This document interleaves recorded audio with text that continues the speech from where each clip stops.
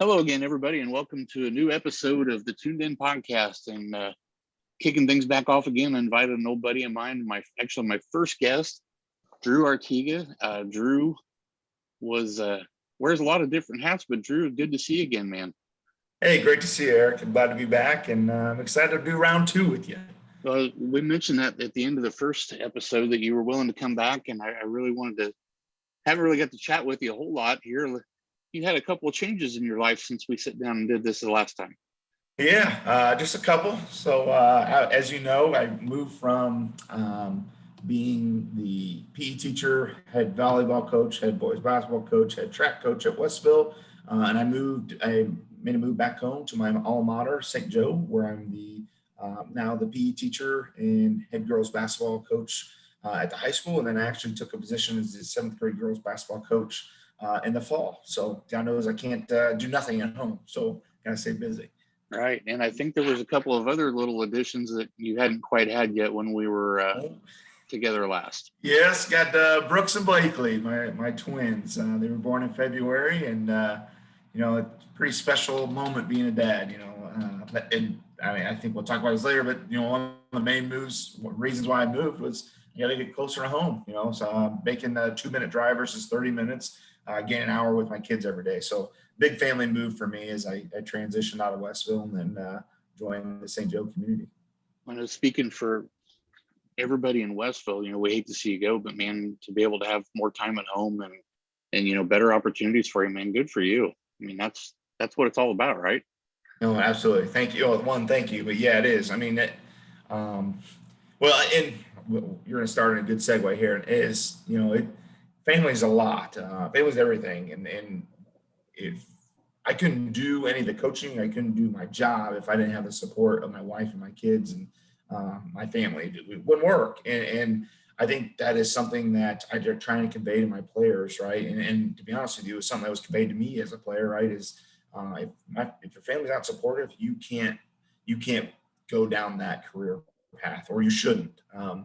And if you decide to, knowing that they don't want you to, then you be ready for the ramifications of life that affect you, but not only you, now your kids and maybe an ex-wife or girlfriend or parents, and the tension that may create. So, big family move really let me get back home and spend time with my kids. I do want to be the dad that coaches them. I do want to see them grow up, and I do want to be a part of those things. And I want to make the baseball games. I want to make the basketball games. And that's hard to do when you're 30 minutes away and coaching 3 sports. I mean, I go to work at 6:30 and get home at 9:30, 10 o'clock at night, and kids are asleep when I leave and they're asleep when I get home, So not that it was a bad thing, because I really enjoyed it, but I just realized, hey, money's not everything, and I got to get closer to home. So. Well, it's a big deal, Drew. And you talk about family. Tell me a little bit about how hard it was to leave the family that you've built here in the 5 years you've been at Westville, 5-6 years, whatever that was, right? And that family that's there now, and now you've moved on and you kind of recreating the wheel a little bit. No, I am forever grateful. I think everyone from Westville knows that I'm forever grateful for my time in Westville. And they took me in as a 22-year-old boy, really, and called myself an adult, but still learning my ways in life. For the next 6 years, they brought me through my first teaching experience, my first head coaching job. They brought me through the engagement, a marriage, the birth of my 2 kids, a deployment to Afghanistan. Like, they were there through all of it, right? And a good core of them, right, were there for all 6 years, right? And so were the ones that left here and there? Yes, absolutely. And I was then the one leaving everyone, and that was really, really hard. That was one of the hardest parts of it, is knowing that I'm going to leave a group of people that I've, like you kind of said, is a family, right? That whenever called upon, Westville has some of the greatest teachers that would do anything for anyone, no matter what the situation is. Not to divulge in other people's information, but we had we had faculty members go through cancer, or siblings, or not siblings, but spouses go through cancer, or Yeah. tough times with parents dying, or whatever it may be, kids growing up, and challenges with that they face, and that there was always someone there to help you when you needed it. Whenever you had a bad day, all you got to do was walk in, close the door, scream real loud, and you had someone there to vent with you, and realize, hey, it's going to be okay. We're in this together, and it's one big family. And I'm talking right now about the athlete, not the athlete, but the teacher core, right? But my gosh, those kids are everything. The relationships you build. Hopefully, that for me, they last a lifetime. Really, I mean, I hope that one day, 20 years from now, I get a call and say, "Hey, coach, how's it going?" And we talk, right? That's the goal, because that's what I want our relationship to be. And I feel like I have that with some of those kids that are still in school, and even with ones that graduated. But that was the hard part to leave, is, you as a coach, you invest so much, and teacher, and into your student athletes, right? So much. It's like I said, I'm there for over 12 hours a day, and I'm invested in when I go home, what I'm thinking about is kids, right? And how do I do my job better, whether it's teaching or coaching. You're always thinking about it. Your brain doesn't shut off. That's, I think, some of the part that people don't realize as a coach is, I, the other night I was up till 2 a.m. because an idea popped in my head that I thought could help my kids. So I was up till 2 a.m. organizing some things and trying to see how that could fit into what I wanted to do in my classroom for this year, right? And so I just, that's the part that is challenging, is when I had built that, right? We had a good foundation. And I just, yeah, not that I want to cry about it, but it's like, it was hard. That was my first experience with a great culture of people around me, that were always supportive, and not to admit, I guess I haven't mentioned this, is people like you, Eric, that they're community members that have bought in and I've created relationships with. I think that, that just doesn't happen on accident, right? That takes some time of building and talking to each other, and just I don't know, it's special, really. It really is. And not everyone has that experience with the place that they work, because I've seen it where people leave, they don't love Right. it. Um, and for me, I got so lucky.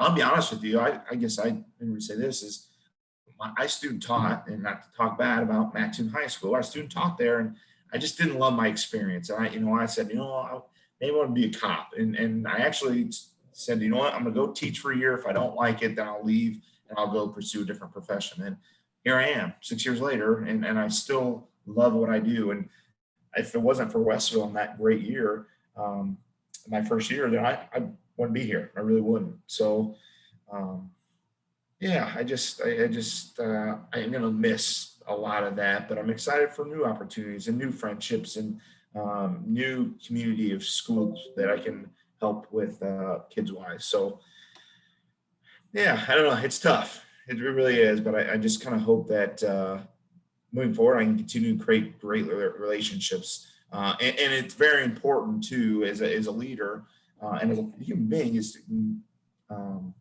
keep hold of those old relationships, build on them still, even though you don't see each other every day. Make the phone call, kind of like you did with me, Eric. You said you reached out, hey, can you do this again with me? You know what? And for me, it was like, you know what?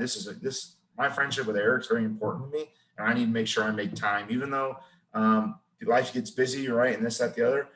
You still got to make that time, even if it's 30 minutes, maybe it's an hour, maybe it's you go out to lunch. Keeping those friendships is so important to me, because well, for multiple reasons, it's endless, but yeah, Yeah, I just think that, yeah, just you gotta keep those molded relationships together. for sure. And you talked a little bit ago about people don't always see the things that coaches do. And one thing that struck me about you, and really even as your predecessor, a lot of people only had one image of you, right? Like a lot of parents or fans or would only see what the only thing they knew about Drew Arteaga or Jeff Millis, right? Because and both of you kind of remind me, you have similar sideline manners, let's put it that Yeah, way, right? But that's what a lot of people that's the only thing they know about you, right? They didn't get to know you. They don't know or think about all the time that you're spending that they don't see with your kids, but all the time all that you're planning, or the relationships and or the text messages, and if somebody needs something, or staying in touch with them. I mean, you really put your heart and soul into this stuff. No, Eric, it's a passion. I love what I do. I really do. It's for the kids, right? It's not, I want them to find success, right? I want them to be successful. I want them to be positive leaders. And I want them to hopefully see a positive role model in me so that they can reflect that, right? That's what part of good leadership is being someone people want to be like, right? No one says, hey, I want to be like myself, right? No one, if I'm that person, no one says I want to be like Drew Arteaga. No, people say I want to be like Eric Jordan. People want to say I want to be like Jeff Millis. I want to be like Michael Jordan. And so, wow, that's a pretty elite group there, dude. Thank you. I have to. so I get it. Go ahead. Yeah, no, I love it. It's stressful. It holds a lot of weight on you sometimes, it really does. And especially when you're not performing as well as you would have hoped. And you always want to win, you're always trying to find a way to win. And you're battling things, you're not the X's and O's, to be honest with you. That's kind of the fun part, and they're not, and it's not real challenging. The X's and O's are very easy. In my opinion, it really comes down to eventually is the team chemistry stuff, the stuff inside the locker room, the stuff inside practice, the stuff that you're trying to block out externally from what you guys are trying to accomplish as a group, setting those goals, achieving those goals, creating the relationships, because that is very challenging. That kids they want to buy into you, but they don't have to. They can tell you no, right? And that's when you start to have problems. And so, creating that relationships and all those things, that's the part that often has me up at night thinking, like, what can I do better, right? How can I reteach this? How can I make sure they understand? How can I, gosh darn it, Billy's dad called me. Yeah, I know he's upset about this. How do I make sure we handle it the right way, so that it doesn't affect Billy or doesn't affect any of Billy's teammates, right? And so, I got pretty lucky. I didn't have a ton of parent issues when I was at Westville. We did have some here and there, but I thought for the most part, our kids did a good job of buying into each other and what we wanted to do. But yeah, let me ask you this, Eric. On the civilian side, I mean, I say civilian because I'm in the military, but in your workplace, how do you do that as far as keeping everyone bought in and doing those types of things that maybe you won't get as much external pressure, but people certainly see you guys with the truck logo and all those types of things. Yeah, I think a lot of it's the same thing, Drew. Really, is you got to have good people around you, and I'm blessed to work for two really good people, Troy and Kathleen Lanes, the owners of the company.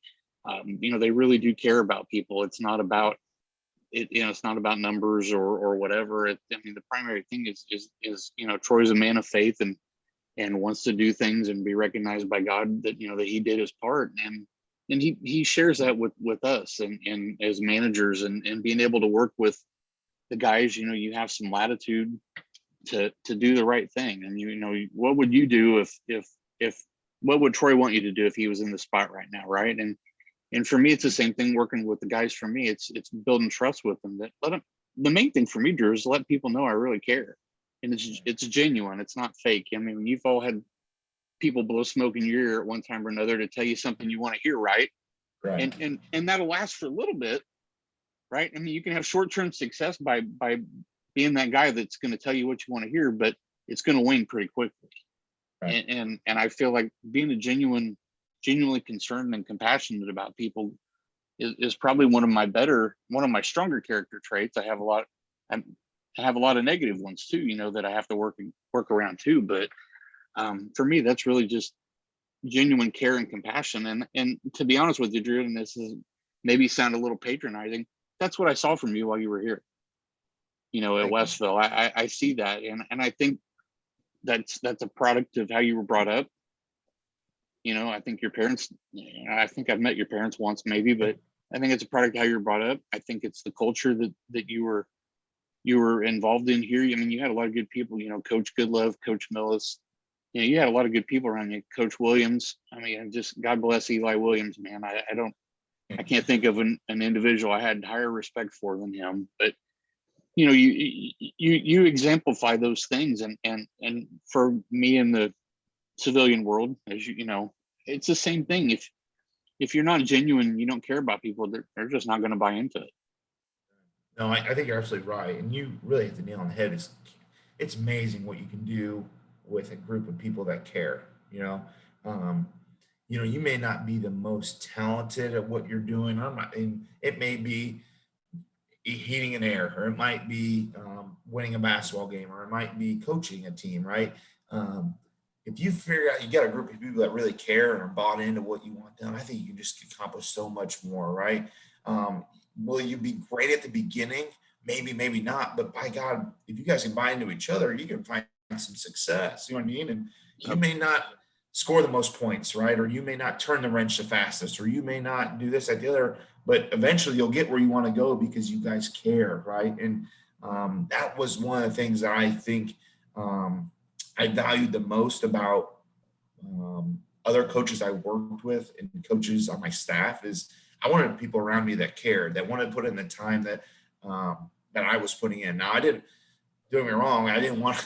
No one want. I don't want them to be up till 2 a.m.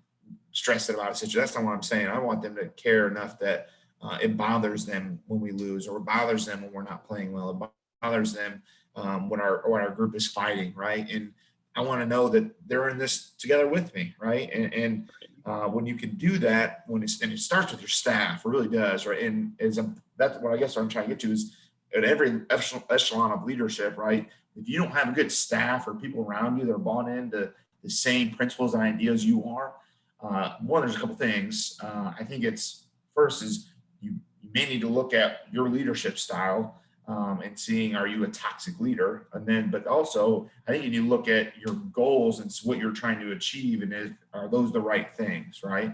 And people will buy. Some people aren't going to buy into your stuff, and that's fine. But as a leader, and you're the boss. It may be time to cut ties with some of those people. Right. But if you can get people, you're right. You're hitting the nail on the head, in my opinion. You can get people to care. I mean, you have endless potential, and then I think that is the trick that most people don't realize is to really be successful. You got to have everyone on board to care about, and people will sacrifice, right? That's what will happen. People will sacrifice in order for you to be successful in whatever it is, right? So whether sacrifice is less time with their kids, or if it's not eating a meal and working through lunch that day because they know a deadline has to be hit by 1 o'clock, right, for a 2 o'clock meeting. That those are things that people do when they are care and bought in. But for a guy that doesn't care, screw it. I'm going to lunch. It's 12 o'clock. I'm allowed to go to lunch. I get an hour lunch. Sorry, boss. Here you go. You're gonna have to get it done in your own time, and you don't want that, So Right. And if you're around that person, Drew, and going back to my employment, I'm blessed. I don't have people like that around me. I really yeah, don't. Our ownership is fantastic, and just Troy and Kathleen are just really great people to work for. But we've all had those people from one time to another where they're focused on certain things, but they really neglect that part of the people part of it, right? And that's not to say that people don't have their responsibilities or that you should produce at a certain level or you're expected to do these things, because you are, right? But in my take, and again, we talked about this last time, I've never served in the military, but I kind of related a little bit to that. You have the command structure in the military. Well, you have that in the business too. And everybody has their jobs and they need to be able to do them. But you as a superior officer, or somebody who's a manager over somebody else, we need to help and bring those people along. Where are you at right now? Where do you want to be, and how do we get there? absolutely. Right. And then give people their jobs and let them do them, get out of the way and let them do it. Right. No, absolutely.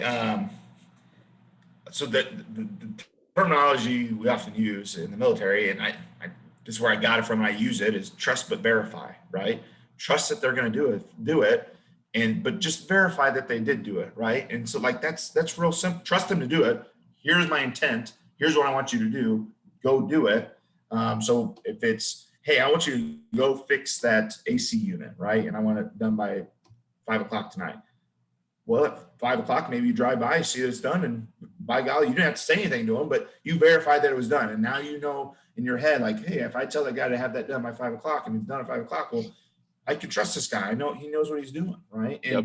Um, and if you can, micromanaging is the worst thing you can do as a leader. I despise it so much because it's happened to me, and I don't work well that way. It just doesn't.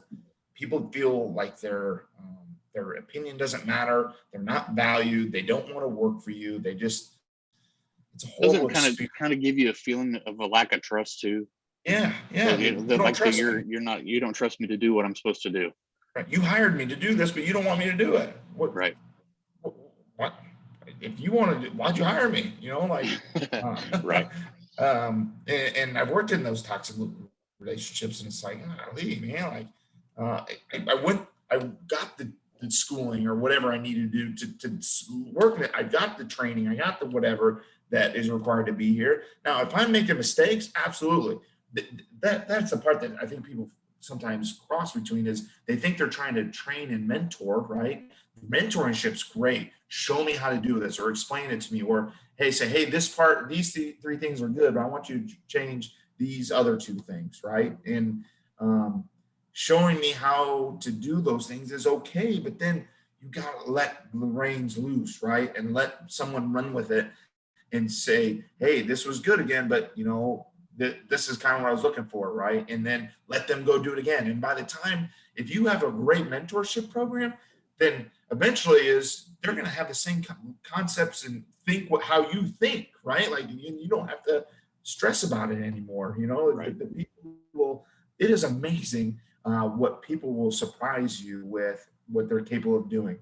You know, in the Army, everyone thinks a private's someone dumb, right? And that is the farthest thing from the truth.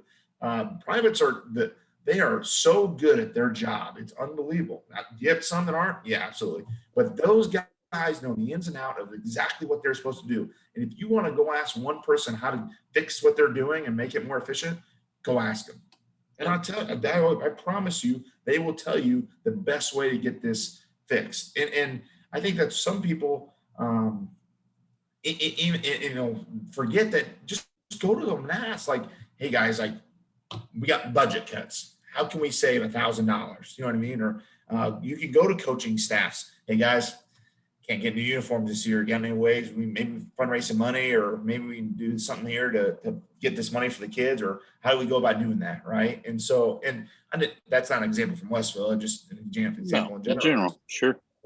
Um, but yeah, I mean, what's your experience with, you know, I think we've talked, and you don't have a ton of micromanaging. What's your opinion on like how you stay away from that, and how do you get people to buy in? I think the best thing of it is, Drew, is the example, like for our ownership and our management team, when you're going to have service technicians or employees out doing things, right? You've got to kind of teach them, and that's where your mission statement and your values come into play, right? They know what you're about, and Right. it's real clear to people that deal with our company. They know what Troy's about, and they know what he stands for, and that his faith is number one to him, right? You know, that's the most important thing, and they're expected to carry themselves and act in a certain manner, and then, you know, the easiest way to teach people confidence is you put them in a situation where they can fail, and when they fail, you pick them up and you dust them off and you let them do it again. I think we talked about this before, Drew. It's like when toddlers are learning to walk, right? When they get up and they take a step, what do? They fall, Right. right? And then they get up again. Nobody in their right mind would ever say, hey, this walking thing, it's not for you, right? Just stay down. Well, why in the Right. world would you ever do that to an employee or a subordinate, or, you know, a lower ranking military member, right? It boggles my mind. Why would you even? We'd never do that to anybody, but yet in business, sometimes it's easy to do that, you know, because we want to micromanage things, or man, that's not how I do it. But then you just gotta let it go and let it happen. And like you said, sometimes it's amazing the Google reviews and things that come back for our employees are they're just outstanding, because people are out there and they're doing the right thing by the customer, and for the company too. Obviously, you know, you're here for a reason. The company has to be profitable for everybody to stay in business, right? But if you're not providing a good service and making that connection with people, it ain't gonna happen. Right. No, I think you brought up another good point here, is that, you know, the mentorship piece is, you got to bring the best team around you, right? You're looking for, in my opinion, in a job, and to a point, you're looking, you're in the Army, like you move as an officer, you move every couple of years, right? In 2 or 3 years, and you're on a new assignment, right? And so what you're trying to do is you're trying to find your replacement. You know what I mean? You're trying to mentor and develop so that when you become that person's boss again someday, because that can very well happen, they're a positive influence, right? And they're good role models, and that I want a really good team around me, right? And if I'm the guy in the room that's supposed to be the leader about it, then all right, how do I get them where they need to bring them along, right? That's not micromanaging, and you don't need, and micromanaging will steer that away and make the team environment worse, right? But how do I get this guy to part of the team, and what value can they bring for us, right? Yep. And that's in all jobs, right? Like, maybe It's not. Go ahead. It's not micromanaging either, Drew. Like we said, we talked about, where you at today. Jimmy V, his SB award speech, right? He talked about, I know where I'm at today. My body's full of cancer. I don't have much time left, but I know what I want to do with the time that I have left, and it's create this foundation. And it's identifying that stuff for people is, where are you at today? Where do you want to be? How are we going to get there? And as a leader, there's nothing better than when you see them making those steps to get there, because it's rewarding for them too, to know that they've accomplished those things along the way. And that just builds trust even that much more. Right. No, absolutely. And that goes back to it goes back to your being a student, right? As a student, you had the teacher set goals for you. Guys, this is where you're at, and this is where I want to get you to, right? And so we're going to do these math problems. I'm going to teach you these lessons, and I'm going to test you, and you're going to display that you know what I want you to know. And that starts, as early as preschool and kindergarten, and that's how you get successful organizations, is when you got a heck of a team around you. I think there's a lot of more satisfaction too, that when you make that team into what it is, versus, for example, when the Warriors just piece together all the pieces and all they just win, you know what I mean? Like, right. But even then, like, just because you have some rock stars doesn't mean you're going to win. I think LeBron has proven that. He has him and Anthony Davis and a few guys around him, but doesn't necessarily mean you're going to win. Right. And I think, actually a player that's really kind of did that in a professional athlete atmosphere, as far as bringing everyone together for a common relationship just to win. And he could have gotten paid way more money in his career, but decided, I'd rather win than make money, is Tom Brady. If you look at Tom Brady, He is a guy that I just want to win. I don't care how we do it, but I'm here to win Super Bowls. And by golly, he's done a really good job at it. Yep, you're right. For sure. So let me ask you this, Drew. We talked a little bit about, we let people do their thing and kind of give them their assignments and get out of the way and let them do it. But as leaders or as an officer, sometimes we have to give commands or orders or instructions that people don't really want to do, right? And as a coach or an officer, to maintain that balance, it's kind of a fine line that you got to walk a little bit. Yet, hey, we know this needs to be done, and I know you don't want to do it, but I need you to go do this. And how do you balance that when you're in charge, Drew? How do you make people, not make, that's not the right word. How do you get people to want to do that stuff? Because I'm sure, like in the military too, that there's a lot of things you have to instruct people to do that they'd really rather not do. Right. So, man, pretty complex question, but it's a great question. So a couple things come to mind. First is, one, I think, like we talked about earlier, if people know you care about them, I think they'll know that any order that you give them, you're doing it with their best interest in mind, right? And that you're looking out for them, or and that you may or may not agree with it, but you are following an order, right? And so, for example, and this is 100% like me off the record, not off the record, but because I can talk about this, but the COVID vaccine is a big thing in the military right now, right? People want it, people don't want it. And something coming down the pipeline eventually is going to be that, the Department, Secretary of Defense is saying that we're all going to get vaccinated, right? And so, or if you don't, then you will have to um, get, I think they're talking about you have to get vaccinated once a week or something along those lines, right? And so I know for a fact I have people that don't want to get vaccinated, right? And it's eventually going to come down to a line where, hey guys, like it doesn't really matter what you think, but here's what you're going to do, right? And there is very few times that I will give those type of orders where it's so one-sided. I think that like people would want to revolt against that, right? And I think some of the way you get around that is one, you don't do it very often, but two, I often try to explain the why to things, right? And so when people understand the why we're doing this or why I'm telling you to do it, then they are much more inclined to buy in, like we keep talking about, to what you're wanting done, right? Yep. So in basketball, right? We are going to force into the baseline. You cannot give up middle. Don't give up middle. You're not allowed to give up middle. God knows, you know how many times you heard me say it, right?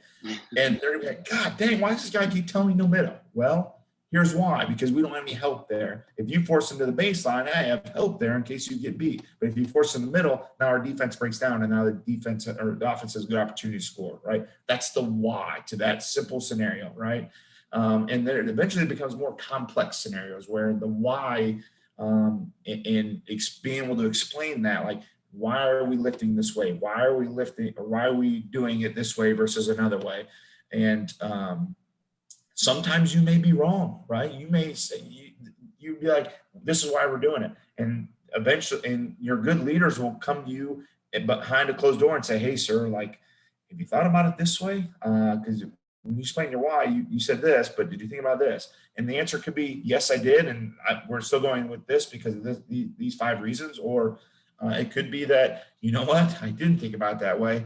Let me go change my directive and this is how we're going to do it, right? And that's listening to your subordinates and like not being above them and listening to feedback, right? You got to be, it's okay to make mistakes, right? Everyone does it. And it is amazing if you just own up to a mistake, how much people are like, okay, well, at least he owned up to it, you know, and he's human, right? Everyone makes mistakes, and that's okay.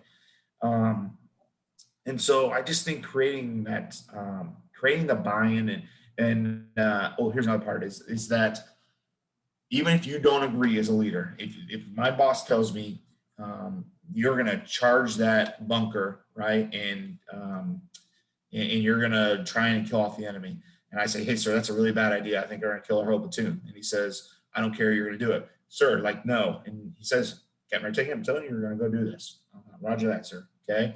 Now I can go behind closed door with my counterparts, right, and hash some things out and express my frustration.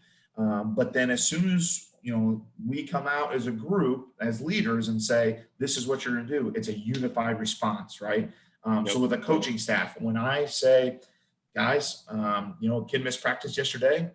This is the 3rd time I'm taking him off the team. Well, doesn't matter what, I love Coach Brazos. Didn't matter what Coach Brazos said, right? This is what we're going to do. And Coach Brazos was so, and even Coach Simpson and the other coaches I've had on my staffs have always been supportive and said, when you walk out of here, he's off the team. And they always support my decision. We're a unified response. And, you know, I would gather their opinions, you know, like, hey, Coach Brazos, I think about kicking him off. What do you think? And if he said, hey, that's a great idea, maybe he supported me. Or he said, Drew, you know, you didn't think about the one absence, his dad died. The second absence, he had the flu. The third absence, yeah, he messed up. But really, maybe he could take one more shot.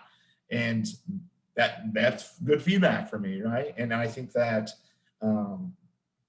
but at the end of the day, like, I got to absorb that feedback and I make the end decision, right? And a good subordinate, whoever you want to call yourself, you've got to be able to be a unified response with your leadership moving forward, whatever the decision may be. And the one question I always ask people that I interview for coaching positions, my assistants, is, and I actually stole this from Coach Millis, what is one of the number 1 traits that an assistant coach can have? And the answer is loyalty, right? And I don't want people around me that aren't loyal, and that Right. There's nothing worse than getting backstabbed, right? And I'm not gonna, I don't do well with those people around me. And I've been very, very, very fortunate. I've had 0 of that happening with the people around me. But I just think that that is an example when it's how important it is that unified response. And to kind of wrap things up is that you got to get people to buy into what you want done. And you show that number one by caring. People first. Take care of people, and you'll be surprised they'll take care of you, and things will tend to work out if you have kids at heart, if you have players at heart, if you have soldiers at heart, if you have your employees at heart. I think in the end you can't go wrong. So that's kind of my focus. But what do you think? I mean, in your realm, how do you see it? Yeah, same thing, Drew. I mean, it's there's things that have to be done one way or the other, and you don't always like to be the one to deliver that news to somebody because you know what the response might be. But the better off, I'm going to say this, but the better somebody's treated as a whole, it makes those other things a little easier to swallow, right? Like if they know, Right. really what it boils down to is if that employee or that player or coworker knows that you've got their back when they need Yeah. you, they're going to have your back when you need them to. Right.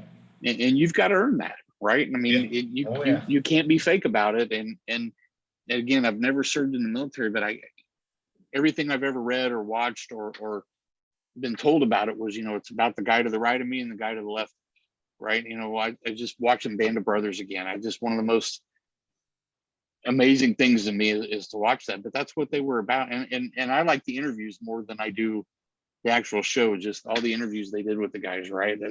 And the great respect that they talk about major winners in that Yep. series. He had it right. He did it right, and those guys would do anything for him. And if you treat your people well, treat your people with respect.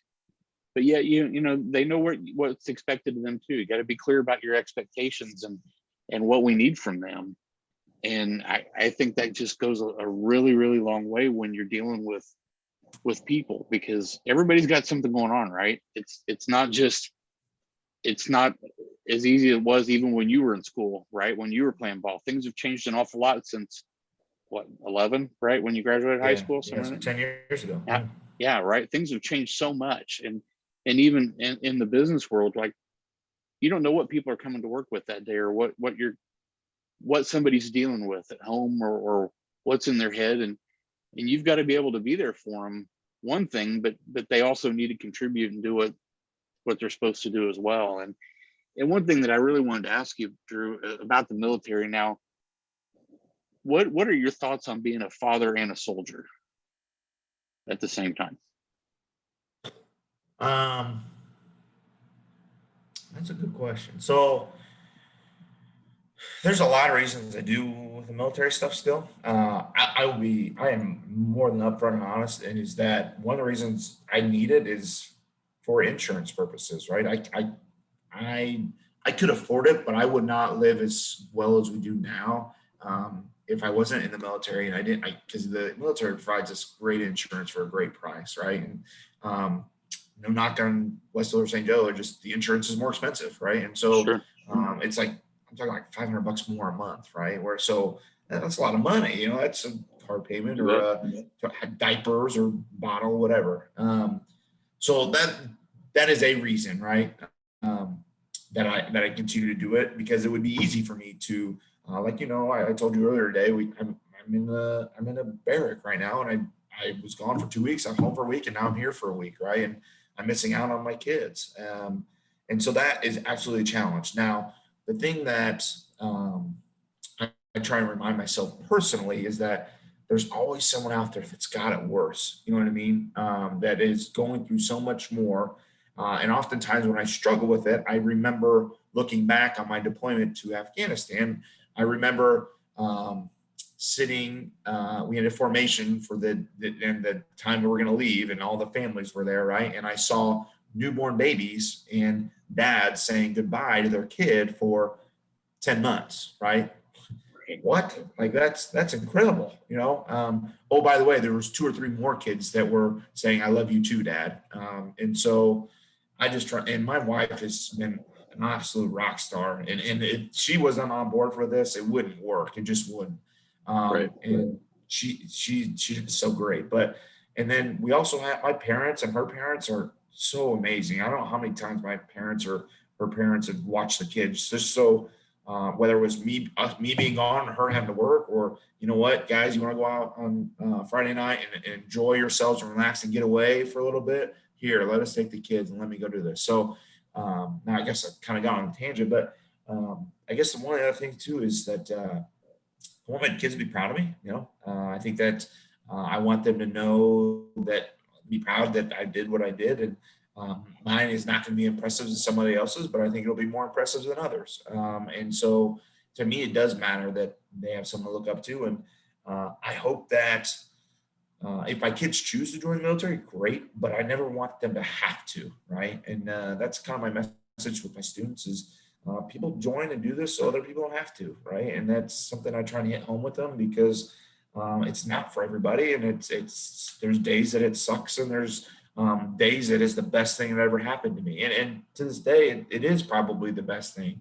It got me through college. It got me to where I am, or else I'm not saying I'd be lost, but I don't think I'd be as far ahead as I am now without it. So, um, as far as being a dad, it's cool. I'm excited for them. Like, my daddy's a soldier in kindergarten. You know what I mean? I think that'd be special and fun. And I think there's challenges, but I think that the military's done a better job of trying to get support to soldiers who need it, right? There's so many single parents and single families out in the military that one thing they've really focused on, and I can tell you as a commander who's trying to have to, like, not have to, but we do tell our soldiers about these programs and things that are there for them to support them.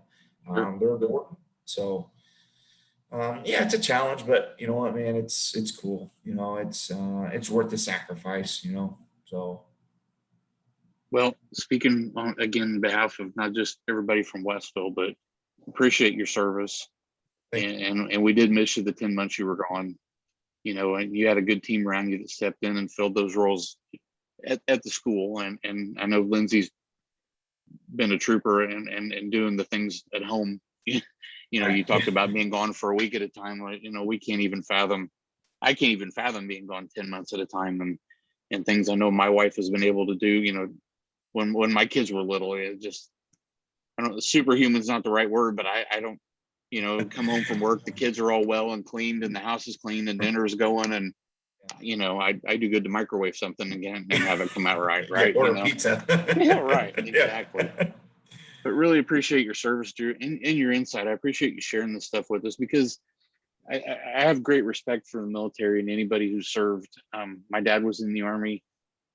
Never really talked a whole lot about his experiences, and I really regret that looking back. But the culture, I admire the culture, that of sacrifice and giving, and some of the stories that I've read are just incredible. And I'm sorry anybody's ever had to go through those, but I'm thankful for people that have been willing to do that too. Oh, there's great people, and the military it's amazing. Like, um, I, I think it's so neat that no matter who you are or what you come from or what you believe in, when things hit the fan, or it doesn't even have to hit the fan necessarily, it's one team, right? It's camaraderie. I think that at times, and I think the military is even evolving more themselves. That there's a lot of negativity going on with the world in the last year with the social injustice issues and this, that, the other. And I think overall, I think the military, and I'm speaking for myself and my experiences, the military has done a pretty good job of, you know what, you're a soldier. That's who you are. You wear a U.S. Army across your chest. I'm proud to serve with you, as long as you're not a Turk. So, but I really do believe in that, and I don't know. It's neat. It's a good organization that is always evolving, right? And just like every job, right? Hopefully, your workplace is always evolving to be better, and whatever it is, you're hopefully evolving. Yeah. Well, Drew, I've seen the evidence of what I think, like I said before, a product of how you were brought up, and maybe the military training too. But what I saw at Westville High School, were the way you were with the kids, and again, I go back to that. I don't think maybe all the parents or all the people in the stands would necessarily appreciate that, because they only saw that, they saw Drew Arteaga there for 40 minutes, right? And that is Drew Arteaga, but not giving you credit for all the emotional ties and the hard work and the worry about the kids too, and wanting the kids to succeed is something. But I've been privileged to see that, and I just want to give you credit for that. Thanks. I appreciate that. And it's nice when, I'll be honest, it means a lot when people recognize it and understand. And because not everyone does. But I just want, like, a lot of it, Eric, to be honest with you, it's the kids. Like, it's without them, it doesn't matter what I do, right? I mean, they're the ones that bought in. They're the ones sweating. They're the ones, going through challenges and facing different things in our life, and still trying to meet expectations to a guy that tries to have high expectations, right? And so really a lot of the credit goes to my kids. I mean, gosh, you don't know how bad I miss the Westville kids. Oh man, I'd be honest with you, I reach out to a few of them today, like, hey, how's it going? Yep. Because I miss them, and I miss them as individuals. I miss them as kids because I was attached to them, right? The relationship that we talked about earlier. And so Yep. I'm just thankful that I was able to work with such a good set of kids for 6 years, that regardless of wins and losses, they were good kids that wanted to do the right thing. And so, yeah, it sucks leaving Westville because of how much I was bought into that place, but, and I should say that place, but bought into them. And, Yeah. but, at the end of the day, I tell my kids, and we talk about this, is you got to do what's best for your family sometimes. And Absolutely.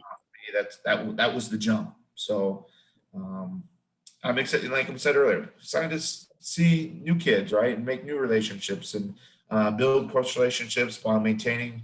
I just see it as another opportunity to network with more people, right, Yeah. and just build another positive culture, and hopefully some of the things that resonated with my student athletes. Hopefully, I just hope a couple things resonate with just a couple kids that will make the difference in our lives, and that would mean the world to me. So, Yep.